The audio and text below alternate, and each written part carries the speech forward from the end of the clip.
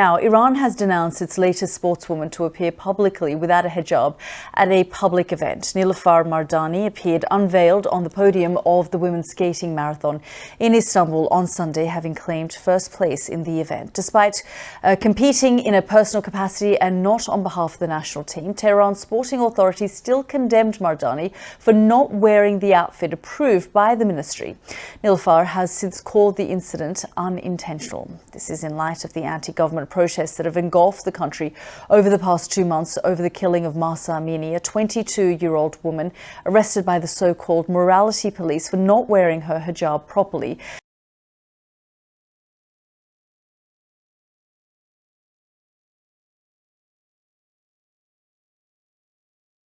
So this is an important moment. Meta is set to do a Twitter. It is planning to begin layoffs. The biggest round of layoffs ever. The exact number of people is unclear, but on the radar are thousands of workers.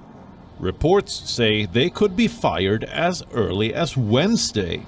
In fact, some employees have already been asked to cancel non-essential travel this week.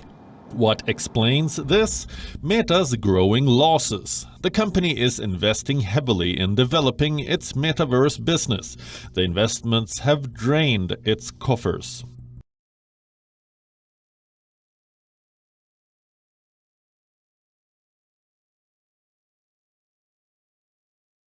Well, in Syria, an airstrike on a convoy carrying fuel across the Iraqi border killed at least 10 people. Members of the paramilitary groups operating in the area said that the strike hit a convoy of about 15 trucks that had crossed from Iraq into Syria near Al-Qa'im. It was not immediately clear, though, who carried out the attack or where the convoy was coming from. According to Lebanese media reports, Israeli drones were behind the attack on 2 fuel tankers that crossed the border overnight.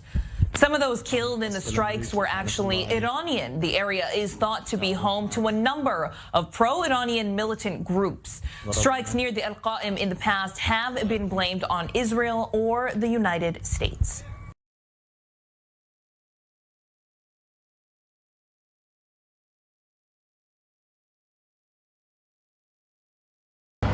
A cry for help which had gone unheard by a right-wing Italian government for 4 days.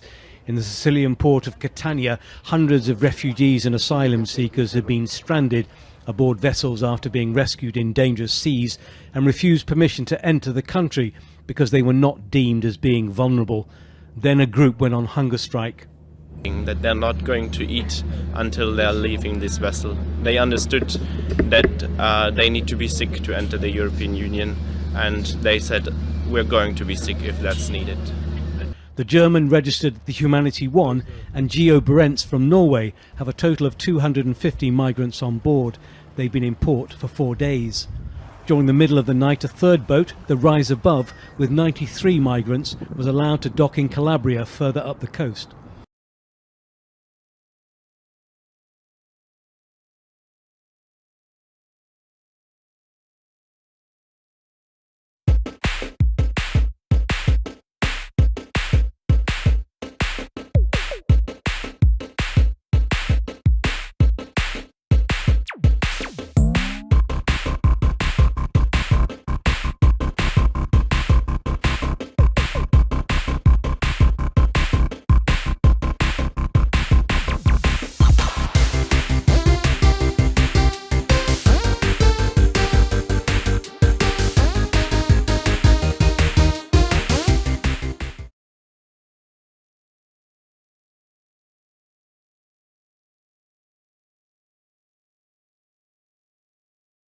They have to accept our rules here. It's haram. Because why is haram? I am not one big Muslim, but it's haram. Why? Because it's damaging the mind.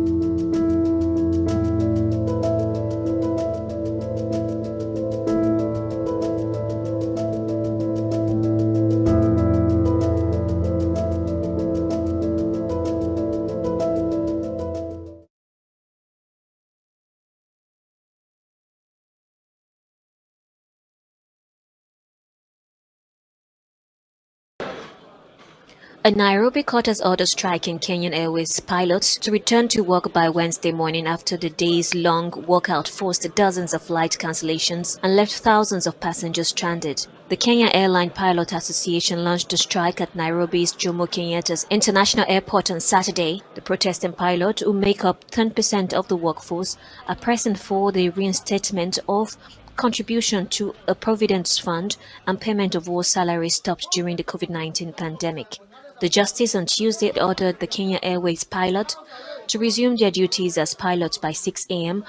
on the 9th of November 2022 unconditionally.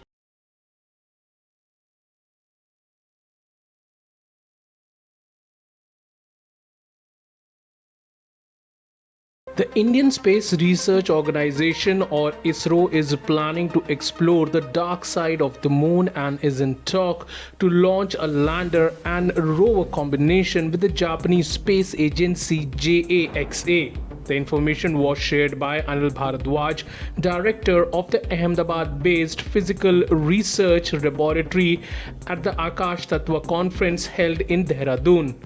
The Indian Space Agency is already in the final stages of launching a mission to the moon. The Chandrayaan-3 mission will follow the footsteps of Chandrayaan-2 mission and is expected to launch in 2023.